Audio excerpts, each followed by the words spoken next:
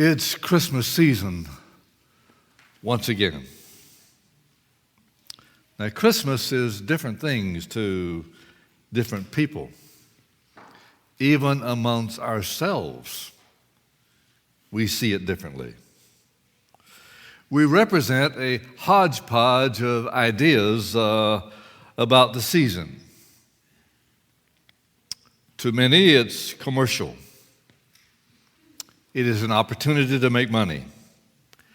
Cash registers ring out Merry Christmas to the mercenary-minded. There are those who are more concerned with the profit from Christmas than the profit from Bethlehem. The clinging sound of silver is sweeter to them than the songs of the angelic host above that manger crib. For many, the earthly static drowns out the harmony of the heavenly choir. Pleasure-seeking consumes the times and thoughts of most of us. There is a variety, from the happy-go-lucky to the most prudent amongst us. Yes, there are those who Christmas is hard to celebrate because they enjoy sadness as a practice. This crowds out, though, the important things. So busy. It's going to pick up in the 2 weeks ahead. No time to stop and seriously consider the babe of Bethlehem. To some, the Merry Christmas spirit will be the cup that cheers as they drink of it. Liquor flows freely during this season. What tragedies occur, what deep tragedies, by trying to get in the spirit by taking of spirits. One man in New York City already was arrested for drunkenness and disorderly conduct, and on his way to jail, he sang, "I'm sitting on top of the world." He wasn't sitting on top of the world. He was high, and the world was sitting on top of him. The only time anyone is really sitting on top of the world is when they're on top of the vices and the difficulties that come our way, and they don't let them drag them down. When you celebrate, and in the season, celebrate we do. But when you celebrate by living the wrong way, you turn life around from what God intended it to be. He did not send His Son for us to celebrate in harmful ways. What a shame that some people take such a time when the world is focused on, at this time of year, and I speak now from the pioneers that formed the Adventist Church on down to our time, when we focus, the world's focus on this time of year, on the word Jesus more than any other time of the year. When we live differently than we should, we simply live for the devil. And none of us want to do that. You can't really have a Merry Christmas, a happy Christmas, when the world is on top of you and crowding out the most important things. So today I want to emphasize to you, don't let it crowd out the most important things. There are those things that are there, but don't let those things crowd out the message of the season. Let it not be so that we are so busy that we don't take the time to consider the babe of Bethlehem. It reminds me of reading about Abraham Lincoln's birth in Hodgenville, Kentucky. A neighbor hailed a man from town. "Any news from the village, Ezra?" "Well, Squire McLewis is going to Washington to see Madison sworn in." "And what's new with you, neighbor?" Nothing at all except for a new baby born down at Tom Lincoln's house. Nothing happens around here ever. Just a new baby. The birth of Abraham Lincoln was not important to him. Likewise, the birth of Jesus Christ, his entrance into this world, was unimportant to many in Bethlehem. 3 wise men came, but there were more wise men than that in the world by far. Shepherds came, but just a few. Most of the shepherds didn't. And she brought forth her firstborn son and wrapped him in swaddling clothes and laid him in a manger because there was no room for them in the inn. The baby Christ in that day, over 2,000 years ago, was crowded out by the crowd of things that came people's way, even amongst the religious. I would like you to consider this morning the meaning of Christmas in a religious world. What we know of the history of Christmas. Santa and the chimney bringing all the gifts. We should be so fortunate that it should be that cheap. It wouldn't cost us more. The place of Christ's birth is well established in history. Where was he born? Predicted by the prophet Micah in the Old Testament. The time is not recorded. The year is pretty clear. The date has never been established. It is written in the Encyclopedia Britannica. Christmas was not among the earliest festivals of the church, and before the 5th century, no general consensus of opinion as to when on the calendar, January 6, March 25, or December 25. It may come as a surprise to some that even in the religious world, there's never been a consent on the date of the birth of Christ. December 25 is accepted by most, but the Armenians still keep January 6. Certainly December 25, 1647, was not a Merry Christmas in England.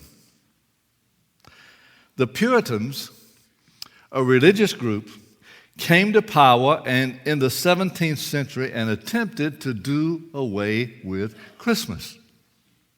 Actually, in 1644, Parliament in England prohibited the celebration of Christmas in any church.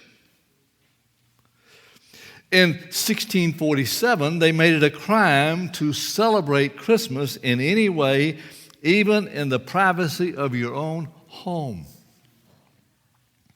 This law was repealed in 1660. You see, the reason for the opposition to Christmas can be better understood when we find that December 25 was originally, this is not news to an Adventist congregation, okay, but it's originally a pagan festival in Rome. They were celebrating the shortest day of the year. The reason being they worshiped the sun. And the more daylight each day was more cause to cheer because you could see that much more of God. Then why celebrate the shortest day, we would ask? Because the next day, December 26th, would begin with a lengthening of daylight hours each day, and with each day's daylight lasting longer and longer. For instance, in Columbus, Ohio, next Wednesday, December 21, will be the shortest day of the year. We will have, they tell us, 9 hours and 19 minutes and 55 seconds of daylight. Each day following December 21 next week will have 2.5 minutes more daylight than the day before. Until next June 21, We will have 15 hours and 1 minute of daylight, the longest daylight day of the year. Thus, June 21 next year will have 5 hours and 41 minutes and 5 seconds more daylight than next week's December 21. So you can see why December to next June would be a 6-month celebration of seeing more and more of the sun god each day. And from June each year would be a gradual reduction of sunlight of seeing their God. Now that's where it came from. Thus was the pagan reasoning.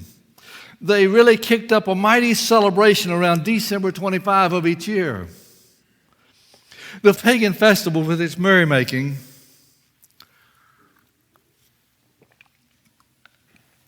was so popular that Christians were glad for an excuse to join in. Christian preachers protested hotly. They didn't want their church members participating in this pagan festival, yet it gained acceptance, and even amongst the most evangelical, most conservative Christian groups, it maintains its popularity. Now, amongst the early Seventh-day Adventist church, they faced it. Ellen White wrote, back then, "You will find it difficult to pass over this period without giving it some attention. It can be made," she said, "to serve a very good purpose." She proposed that they bring a Christmas tree symbolizing gifts into the church and place gifts of dollars and offerings upon it for the building fund. She pointed out that the early Adventists were dealing with the same problem of Christmas that we deal with Christmas, and the same as everyone else. It was no secret that anyone who studied at all that Christmas had pagan origins. Yet it permeated the thinking of everyone at this time of year. Now, if I could gather a principle of what was said, is if they could talk with their children and others about his story, about Jesus, that the best way to teach history is to teach his story. The general consensus that came out of the early Adventist church was that we would take that time of year and tell the story of God, his story of how Jesus came. And how could we tell that story without sharing the birth of Christ? That God did send his son to this earth. The Adventist church capitalized on the Christian season. And I would remind you of our concerns of not accepting paganism and what it represents. And with all of us, that should be a part of us, and we should shun it forever, recognizing that we do not worship paganism. However, we don't know anything today that Ellen White and the early pioneers did not know. This same info we have today about the pagan origin of Christmas has not been a recent discovery by some right-wing or left-wing conspiracy. They knew in the early days of the Advent Church of the pagan origins of Christmas, and yet they still dealt with it thus. So for us today, we are aware of the extremes in the holiday season. And there were two extremes, and still are, that we need to be mindful of. Commercialism first. Commercialism is the opposite of God's free gift of Jesus. Commercialism is built on profit, getting you to pay more than what it cost you. Whereas a gift is something that you receive at no cost to you.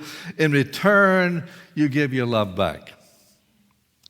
The very heart of the Christian story, the very heart of the Christmas story, stands starkly in contrast to the commercialism that exists relating to Christmas. This Christmas season is at the very heart of commercialism. Stores stay open from January to Thanksgiving, operating at a loss or at best breaking even, and they go into full sell mode as the season sets in. Many times, we buy the sell that to the degree that our bank cards, our bank accounts, are maxed out for the next 11 months. In debt, only by the time we get straightened up to repeat it again each season at this time. The simple grandeur of the Christmas story, the simple grandeur of the amazing birth of Christ can get lost or diluted in this merriment and this commercialism of this Christmas season. But there's not just the extreme of commercialism that should occupy our attention. There's also, number 2, laws forbidding, such laws enforcing what is right. Force is against God's way.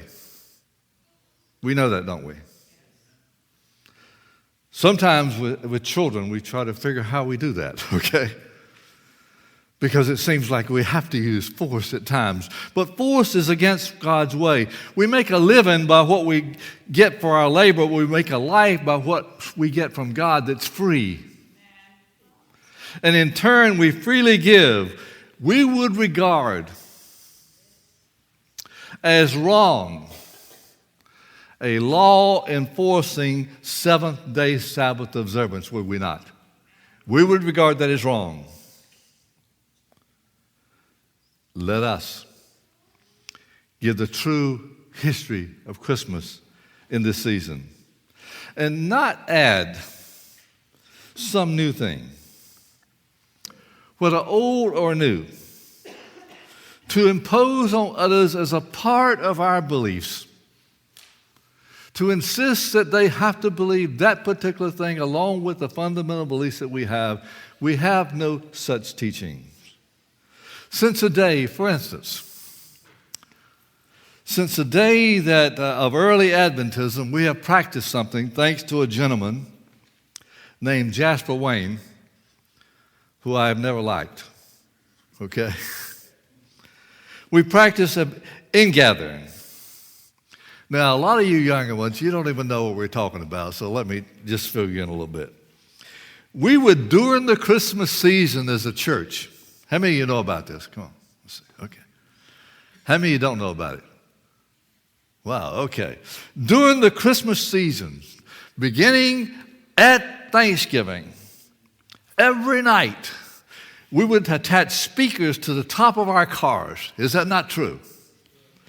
To blast the voices of the King's Heralds Quartet to everyone that could hear us, upon the neighborhoods singing Christmas carols, while we knocked on door and solicited funds for dollars for missions, would we not? Now, myself, I would rather drive the car and run the loudspeakers and let the little ones go to the door. But many of the ladies in particular were very good at going to the doors. And when we did that ingathering season, your church had a goal. Do you remember what it was? How much?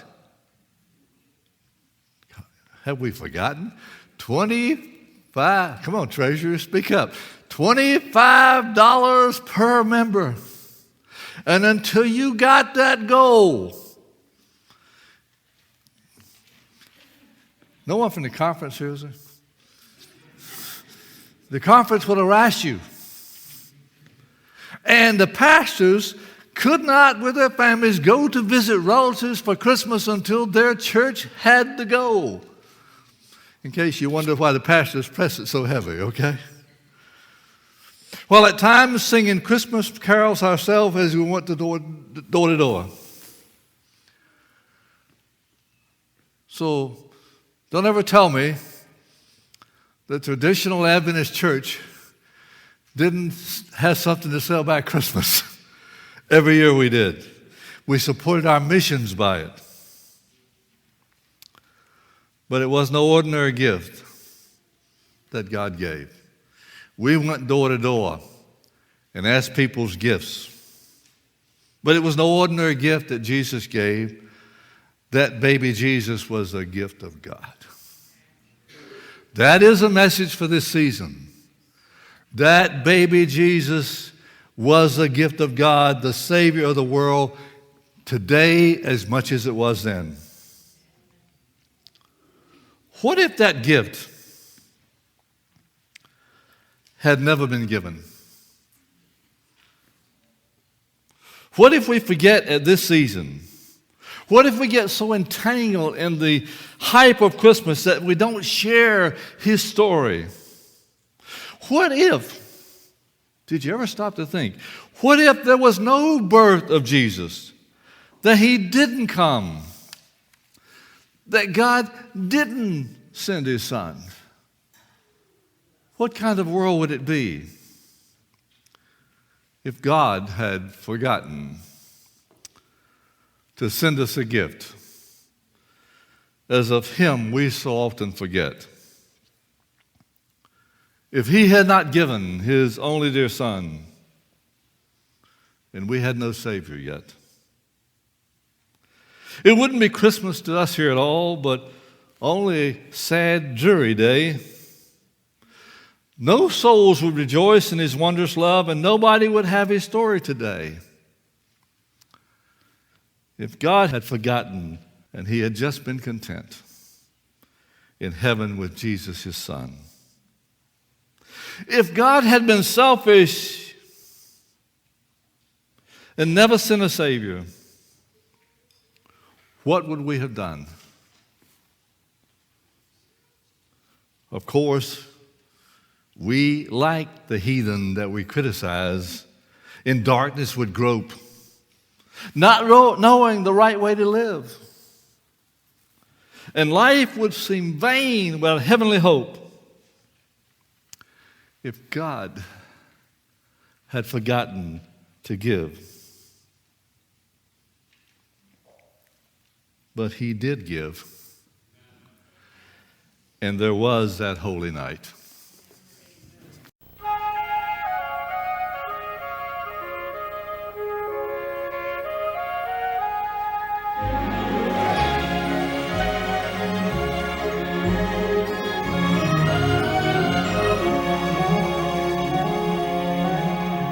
When blossoms flowered 'neath the snows, upon a winter's night was born the child, the Christmas rose, the King of love and light.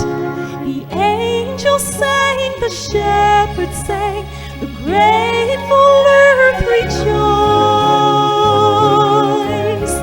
and at his blessed birth the stars exaltation voiced.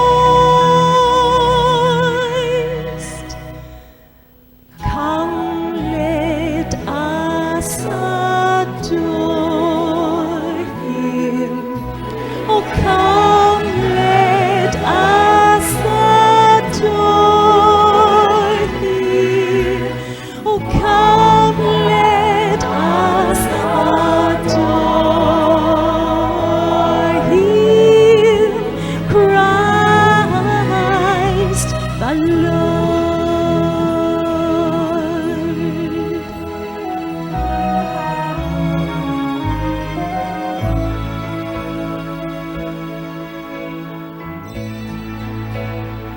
Oh, holy night, the stars are brightly shining.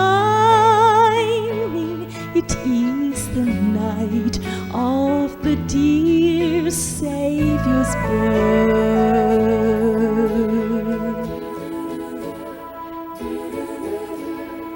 Long lay the world in sin and error pining, till he appeared and the soul felt its worth. A thrill of